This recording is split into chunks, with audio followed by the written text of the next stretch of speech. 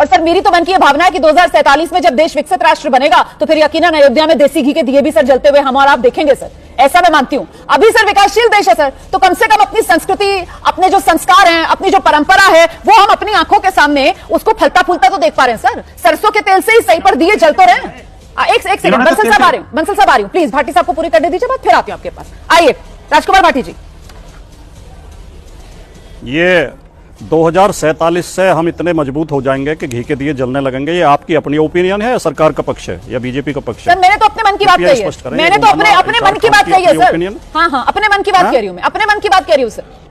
तो ये तो आश्चर्यजनक है। तो सर अभी क्या आपत्ति है अगर सर अभी सर इस देश में अयोध्या नगरी में दीपोत्सव पर सर अगर सरसों के तेल के दिए जल रहे हैं तो इस पर कटाक्ष क्यों करना सर? दिए तो जल रहे हैं ना, संस्कृति, संस्कार, परंपरा वो तो निभा रहे हैं ना, उस पर कटाक्ष कर देना, देसी घी के दिए क्यों नहीं जला रहे? मैं तो समझना चाह रही हूं सर आपसे। जी जी जी।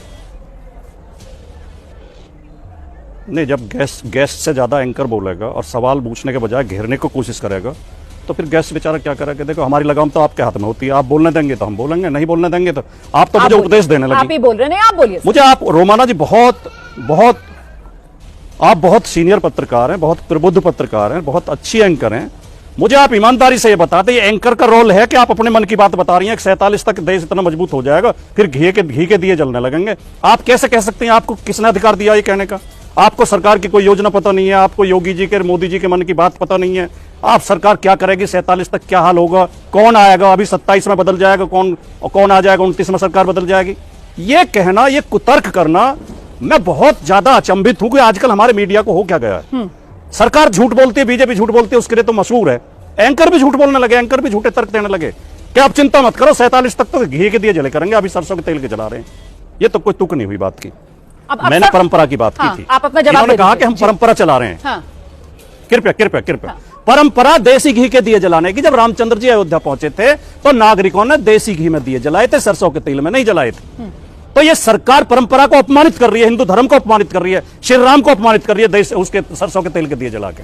और ये इसमें घोटाला कर रहे हैं दिया खरीद में। ये दिए कुम्हारों से नहीं खरीदे जा रहे हैं। अखिलेश यादव जी ने कहा जब हमारी सरकार आएगी तो हम कुम्हारों से दिए खरीदेंगे, कुम्हारों के सारे दिए को खरीदने की व्यवस्था करेंगे, हम उनको उन्नति करेंगे, उन्हें राहत देंगे। ये लोग एजेंसियों से दिए खरीद रहे हैं, आरएसएस के ठेकेदारों से दिए खरीदे जा रहे हैं।